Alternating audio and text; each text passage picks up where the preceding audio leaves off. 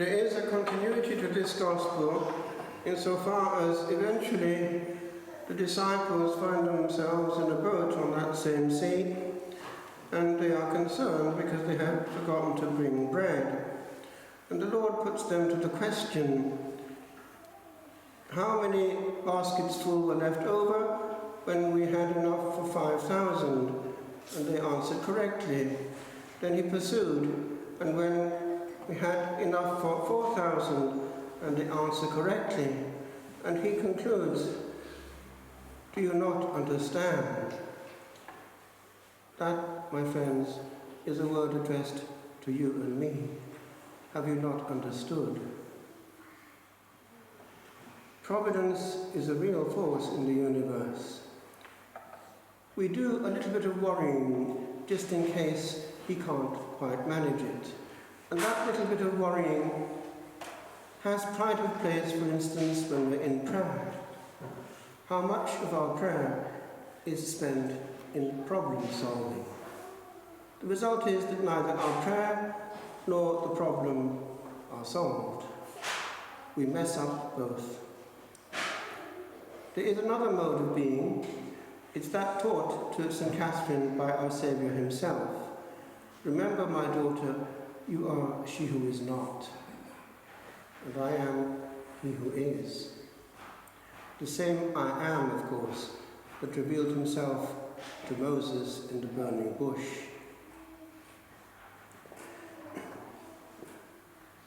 There are, all over Christian history, and right now actually in our time, experiences of multiplication of food and other objects.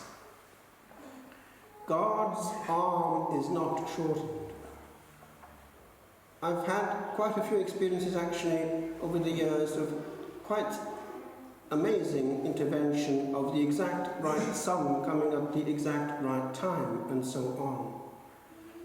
We are trying to calculate, but the supreme calculator has already solved it and thought of it.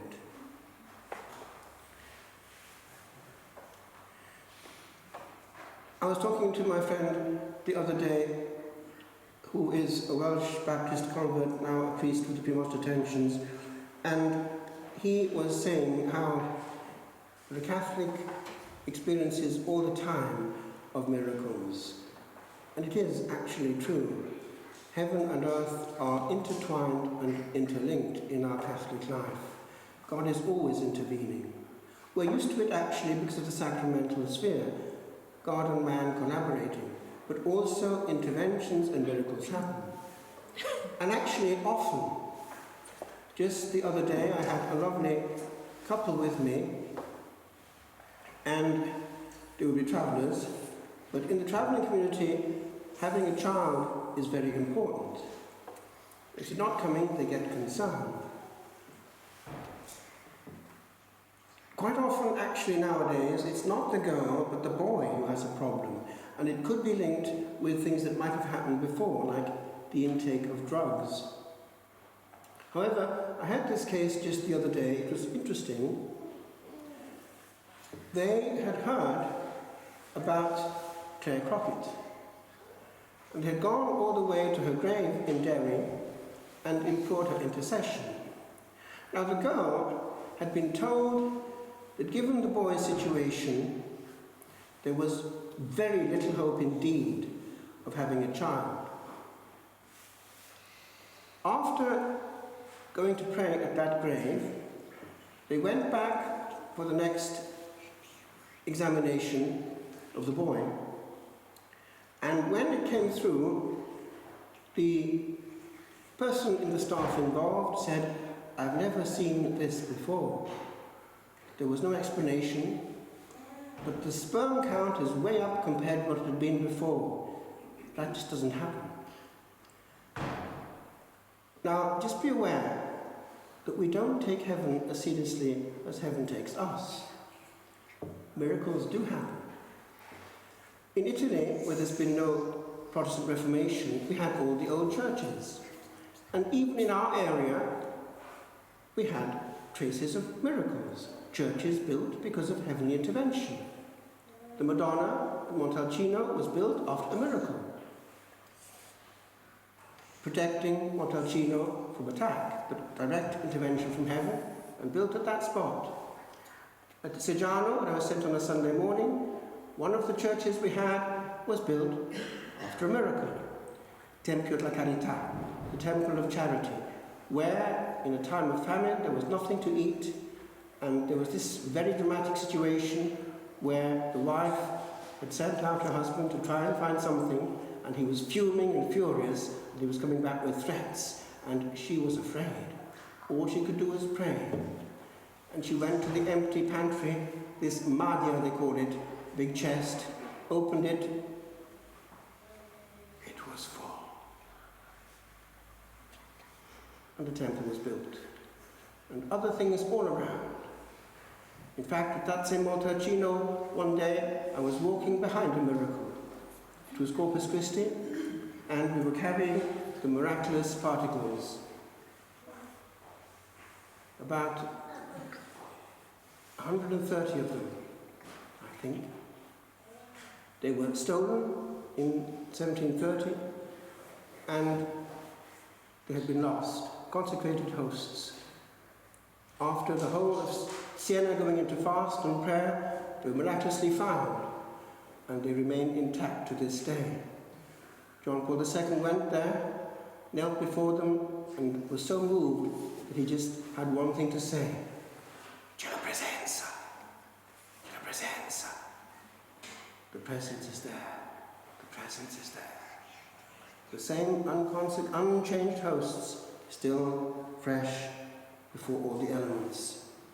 God, the arm of the Lord is not shortened. So I would advise you, my friends, before doing that little bit of worry in case he can't manage it, to do what he does ask you to manage. You can't actually do an awful lot outside your soul, directly. But you can inside. That you must do. And in the first reading we have a few clues. We have this warning about bondage. We seem to want to go back into bondage, don't we? It's our comfort zone. That bondage can in fact be worry, but now it can be other things too. Now, it has hit me a lot, actually, especially in the quiet areas of Meath, how much we are in bondage, and how much our generation, the first really in history, is completely condemned to slavery.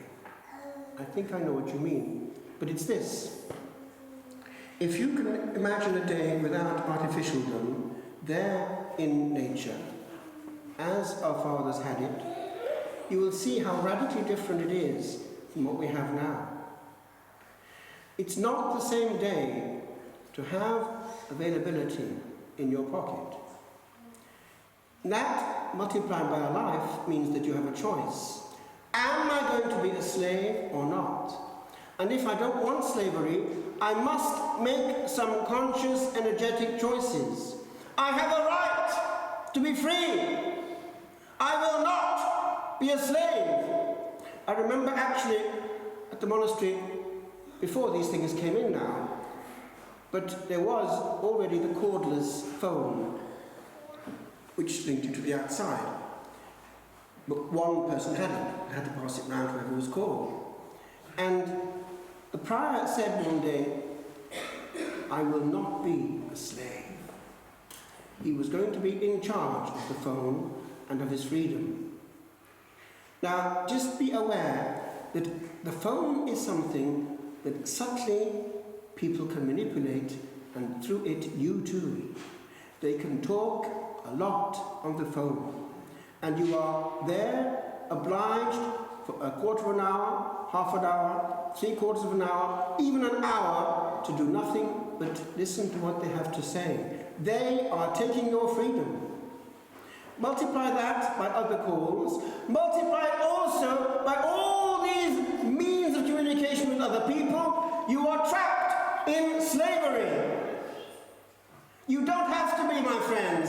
Claim your freedom. Claim your freedom on earth, because you're not coming this time again over this journey. It's only once you have your freedom and you can sacrifice your life if you're not in control. I conclude, my friends, there are other slaveries too. The devil is real. He never dozes. He wants your soul and he wants to damage your spiritual life. It's not of today. The Desert Fathers already knew it. The devil would take away prayer by making the heart impure in its desire and in its revenge. Two great demons, influencing the will through influencing the imagination over which he has an influence. Putting before the mind's eye an impure scene or a person who has damaged you in such a way that you have desire in one case or hatred in another. It has the same effect. It takes away your purity of heart, your serenity, and your peace in prayer. You are involved with demonic work without knowing it. But if, by the way, you happen to want that to come in just by a little bit of contact with the other side, by bringing into imagination yourself, then the soul itself is responsible. And the demon will make sure that this will become then a new bondage. Bondage in the psychological sphere. Bondage to what, once it's in there, is lodged. Bondage to what will make you a slave to desire or to hatred. Claim your freedom. Lent, my friends, is a time to calm down and take stock. I don't have to have all this stuff in my brain and in my day. One clue. Do you remember the power in the hour? It was Archbishop Fulton Sheen. Remember the story? Asked before his death where he got his power from. He got it from the Holy Hour. And he pursued his testimony with this. He had picked up early in life this story, which is true, of a little damsel in China. The communist forces were coming in, and she had a great devotion to the Blessed Sacrament. The soldiers came in, ransacked the church, and all the hosts were on the ground.